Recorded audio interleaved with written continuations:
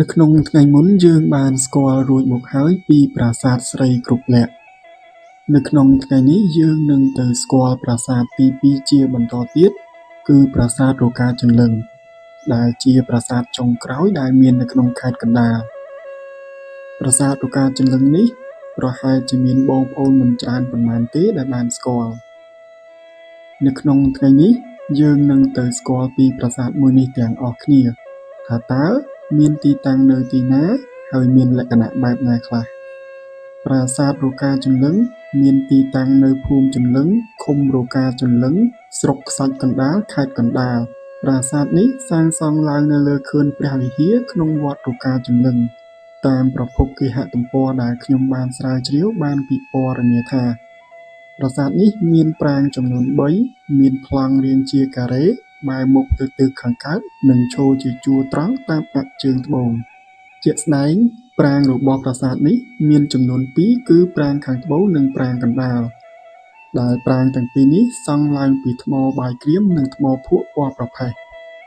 ហើយនៅខាងជើងប្រាង្គទាំងពីរនេះមានគ្រឹះរបស់ប្រាង្គមួយទៀតដែលសង់ឡើងពីឥដ្ឋនិងថ្មភក់ពណ៌ប្រផេះដែរតែសំណង់ខាងជើងនេះបានបែកបាក់អស់ទៅហើយតាមរចនាសម្ព័ន្ធជាក់ស្ដែងបានបង្ហាញថាប្រាង្គប្រាសាទទាំង3នេះមិនត្រូវបានសាងសង់ក្នុងពេលជាមួយគ្នានោះទេពលគឺប្រាង្គខាងត្បូងនិងប្រាង្គកណ្ដាលអាចជាប្រាង្គដែលកសាងឡើងជាមួយគ្នារីឯប្រាង្គខាងជើងដែលបានបែកបាក់អស់នោះអាចជាប្រាង្គដែលគេសាងសង់មុនពីព្រោះថាសម្ភារៈសំណង់របស់ប្រាង្គខាងត្បូងនិងប្រាង្គកណ្ដាលគឺសង់ឡើងពីថ្មបាយក្រៀមនិងថ្មភក់ដូចគ្នារីឯប្រាង្គខាងជើងគឺកសាងឡើងពីឥដ្ឋនិងថ្មភក់ហើយប្រាង្គខាងត្បូងនិងប្រាង្គកណ្ដាលសង់នៅលើខឿនថ្មបាយក្រៀមដែលដាច់ដោយឡែកពីប្រាង្គខាងជើងត្រង់ចំណុចនេះអ្នកស្រាវជ្រាវបានសន្និដ្ឋានថាប្រាង្គខាងជើងអាចជាប្រាង្គប្រាសាទចាស់តែក្រោយមកក៏មានការសាងសង់ប្រាង្គពីរបន្ថែមទៀតគោលបំណងអាចជាការសាងសង់សម្រាប់ព្រះវិស្ណុព្រោះបើតាមចម្លាក់នៅលើផ្តែររបស់ប្រាង្គខាងត្បូងបានបង្ហាញពីចំណាក់រឿងកូរសមុទ្រទឹកដោះជាបន្តទៅទៀតយើងនឹងទៅស្គាល់ពីប្រាង្គទាំងនេះថាតើមានលក្ខណៈបែបណាខ្លះទី1ប្រាង្គខាងត្បូងប្រាង្គខាងត្បូងសាងសង់ឡើងនៅលើខឿនថ្មបាយក្រៀមជាមួយនឹងប្រាង្គកណ្ដាលហើយតួប្រាសាទក៏សង់ឡើងពីថ្មបាយក្រៀមដែរប្រាង្គខាងត្បូងនេះមានទ្វារចូលនៅទិសខាងកើតអមទៅដោយទ្វារបញ្ឆោតចំនួន3នៅតាមទិសផ្សេងៗទៀតគ្រឿងលម្អរបស់ទ្វារទាំងនេះរួមមានស៊ុមទ្វារផ្តែរសសរផ្អោបនិងសសរពេជ្រដែលសុទ្ធសឹងតែធ្វើឡើងពីថ្មភក់ពណ៌ប្រផេះទាំងអស់ព្រមទាំងលម្អទៅដោយក្បូរក្បាច់រចនាយ៉ាងប្រណិតថែមទៀតផងរីឯកំពូលរបស់ប្រាង្គខាងត្បូងនេះបានបាក់រលំអស់ទៅហើយដោយនៅសល់តែជញ្ជាំងកម្ពស់ប្រហែល5ម៉ែត្រតែប៉ុណ្ណោះចំពោះផ្នែកខាងក្នុងរបស់ប្រាង្គខាងត្បូងមានរាងជាការ៉េហើយផ្នែកខាងក្រៅក៏មានរាងជាការ៉េដែរក៏ប៉ុន្តែតាមជ្រុងនីមួយៗមានការរចនាជាគន្លាក់ជ្រុងចំនួន3ឬ4ផ្នត់ដែលការរចនានេះអាចដើម្បីឲ្យមើលទៅកាន់តែមានភាពស្រស់ស្អាតរីឯសសរផ្អោបធ្វើឡើងពីថ្មភក់អមទៅដោយក្បាច់ចម្លាក់យ៉ាងប្រណិតដោយយើងឃើញថាមានក្បាច់អង្គរក្នុងទម្រង់វង់ហៀននៅចំកណ្ដាលនិងនៅគៀនសងខាងមានក្បាច់អង្គរក្នុងទម្រង់កន្ទុយហង្សដែលមើលទៅពិតជាស្រស់ស្អាតខ្លាំងណាស់ជាមួយគ្នានេះនៅជើងសសរនិងក្បាលសសរក៏យើងឃើញមានក្បាច់ចម្លាក់យ៉ាងស្រស់ស្អាតផងដែរចំពោះសសរពេជ្រក៏ធ្វើឡើងពីថ្មភក់ពណ៌ប្រផេះដែរហើយសសរពេជ្រទាំងអស់នេះមានក្បាច់លម្អស្ទើរតែដូចគ្នាទាំងស្រុងហើយវាមើលទៅពិតជាស្រស់ស្អាតខ្លាំងណាស់ពោលគឺសសរពេជ្រមានរាងជាបញ្ចកោណអមទៅដោយក្បាច់ចម្លាក់ជាច្រើនដូចជាក្បាច់អង្គរក្នុងទម្រង់ផ្កាឈូកនិងក្បាច់អង្គរក្នុងទម្រង់ចក្រច័ន្ទជាដើមហើយវាពិតជាពិសេសខ្លាំងណាស់ដែលអាចនៅមានវត្តមានយ៉ាងស្រស់ស្អាតបែបនេះហើយអ្វីដែលជាភាពខុសគ្នារបស់សសរពេជ្រនេះគឺនៅជើងសសរពេជ្រខ្លះមានចម្លាក់រូបទេពមួយអង្គុយដាក់ដៃប្រណម្យត្រឹមដើមទ្រូងស្ថិតក្នុងចម្លាក់ជាហោជាងតែត្រូវបានប្រេះបែកបន្តិចទៅហើយនិងជើងសសរពេជ្រផ្សេងទៀតក៏មានចម្លាក់ដែរតែបានខូចខាតយ៉ាងធ្ងន់ធ្ងរដោយយើងអាចឃើញនៅផ្នែកខាងលើបន្តិច ទំនងជាមានរូបទេពមួយអង្គុយលើខ្នងសេះចំពោះផ្តែររបស់ប្រាង្គខាងត្បូងនេះមានទំហំប៉ុនៗគ្នាតែមានក្បាច់លម្អខុសគ្នាដោយផ្តែរទី1នៅមានសភាពល្អប្រហែល 90% ដែលអាចឲ្យយើងមើលឃើញពីក្បាច់ចម្លាក់ដោយភាពប៉ិនប្រសប់របស់ដូនតាខ្មែរដែលក្បាច់ចម្លាក់ទាំងនោះមានដូចជាក្បាច់មេដាយយ៉ុងនៅចំកណ្ដាលផ្ទៃផ្តែរដែលបង្ហាញពីចម្លាក់ព្រះរាហូឬព្រះកាលដែលមានខ្ជាក់ក្បាច់ដងធ្នូចេញពីមាត់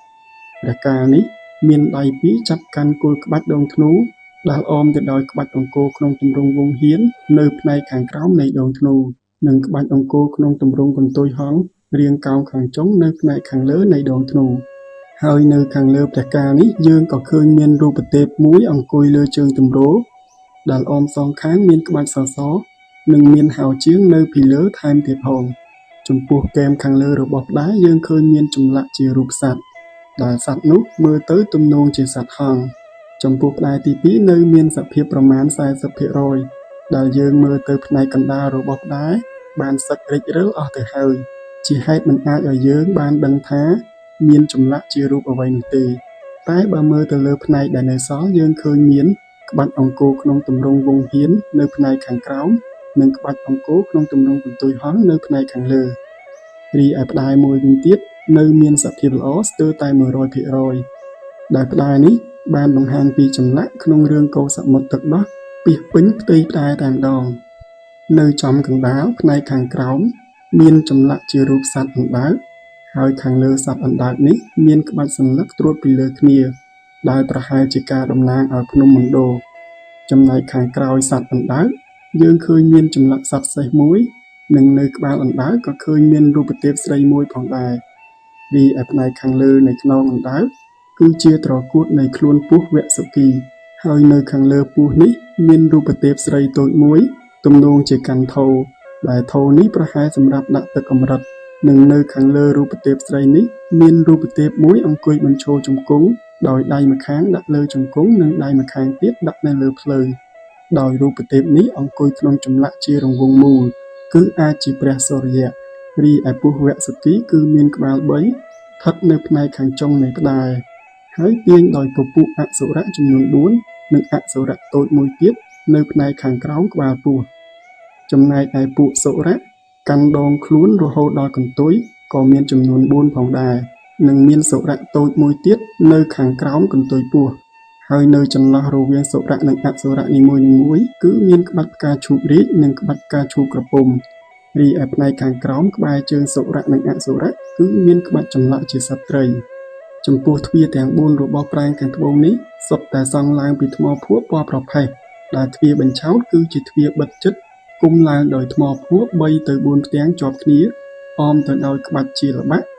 និងនៅចំកណ្ដាលនៃបន្ទះសន្លឹកទ្វារគេឆ្លាក់ចេញជាដុំរាងការ៉េមានចំនួន5ដុំ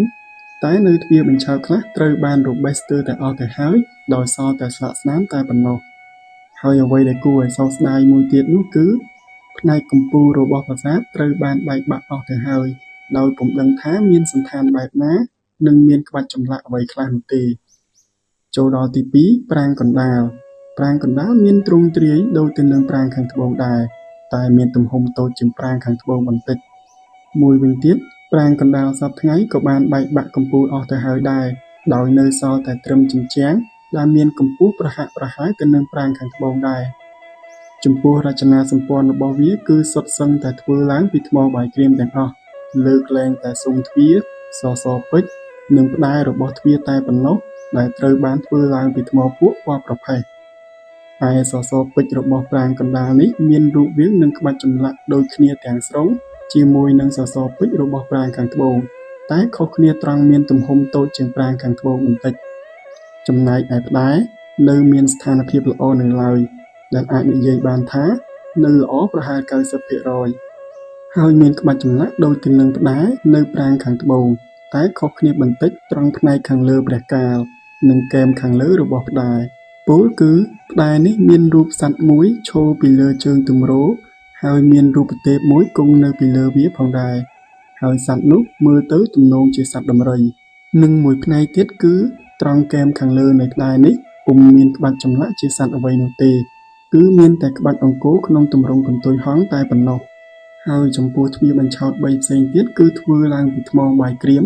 ដោយគេឆ្លាក់ចេញជារាងទ្វារក៏ប៉ុន្តែទ្វារទាំងនេះមានសភាពចាស់និងបានរបេះផ្នែកខ្លះអស់ទៅហើយចូលដល់ទី3ប្រាង្គខាងជើងប្រាង្គខាងជើងជាប្រាង្គតូចមួយដែលបច្ចុប្បន្នឃើញមានតែស៊ុមទ្វារដែលធ្វើឡើងពីថ្មភក់និងស្នាមខឿនរបស់ប្រាង្គនេះតែប៉ុណ្ណោះបើតាមភាពជាក់ស្ដែងប្រាង្គនេះត្រូវបានកសាងឡើងពីឥដ្ឋហើយសង់ឡើងដាច់ដោយឡែកពីប្រាង្គខាងត្បូងនិងប្រាង្គកណ្ដាលហើយប្រាង្គខាងជើងនេះទំនងជាមានទ្វារបញ្ឆោតដូចទៅនឹងប្រាង្គខាងត្បូងនិងប្រាង្គកណ្ដាលដែរតែដោយសារវាបានបែកបាក់អស់ទៅហើយដូច្នេះយើងមិនអាចដឹងពីរចនាសម្ព័ន្ធរបស់ប្រាង្គនេះនោះទេតែបើតាមសម្ភារៈសំណង់ប្រាង្គខាងជើងនេះអាចជាប្រាសាទចាស់មួយដែលសាងសង់មុនប្រាង្គខាងត្បូងនិងប្រាង្គកណ្ដាលសរុបជារួមមកយើងឃើញថាប្រាសាទរកាជន្លឹងជាប្រាសាទដែលមានប្រាង្គចំនួន3ដែលកសាងឡើងក្នុងពេលខុសគ្នាដោយប្រាង្គខាងជើងអាចជាប្រាង្គដែលសាងសង់មុនហើយប្រាង្គខាងត្បូងនិងប្រាង្គកណ្ដាលអាចជាប្រាង្គដែលសាងសង់ក្រោយបើតាមចម្លាក់នៅលើផ្តែរប្រាសាទនេះត្រូវបានកសាងឡើងក្នុងរាជ្យព្រះបាទសូរ្យវរ្ម័នទី1ក្នុងគ្រិស្តសករាជឆ្នាំ1002ដល់គ្រិស្តសករាជឆ្នាំ1050ដែលស្ថិតនៅក្នុងរចនាបថឃ្លាំងនិងដើម្បីឧទ្ទិសថ្វាយដល់ហិណ្ឌូសាសនានិកាយព្រះវិស្ណុជាចុងក្រោយសង្ឃឹមថាបងប្អូនទាំងអស់គ្នាបន្តការចូលរួមថែរក្សានិងលើកតម្កើងពីសម្បត្តិវប្បធម៌បុរាណខ្មែរលើកពីនេះទៅទៀតក៏សង្ឃឹមថានឹងមានការជួសជុលថែទាំដើម្បីឲ្យប្រាសាទមួយនេះមានវត្តមានជាយូរអង្វែងសម្រាប់អ្នកជំនាន់ក្រោយបានឃើញនិងបានស្គាល់ពីស្នាដៃបុព្វបុរសខ្មែរហើយដូចដែលយើងបានឃើញជាក់ស្ដែងហើយថាប្រាសាទមួយនេះថ្វីត្បិតតែមានការបែកបាក់ក៏ពិតមែនតែក៏នៅមានក្បាច់ចម្លាក់យ៉ាងប្រណិតនិងពិតជាស្អាតខ្លាំងណាស់ដែលវាបានបង្ហាញពីស្នាដៃដ៏អស្ចារ្យនិងភាពប៉ិនប្រសប់របស់ដូនតាខ្មែរដូច្នេះចូលយើងទាំងអស់គ្នាចូលរួមលើកស្ទួយថែរក្សានិងផ្សព្វផ្សាយពីប្រាសាទបុរាណខ្មែរឲ្យបានទូលំទូលាយដើម្បីឲ្យគ្រប់គ្នាបានដឹងបានស្គាល់ពីសម្បត្តិវប្បធម៌បុរាណខ្មែរ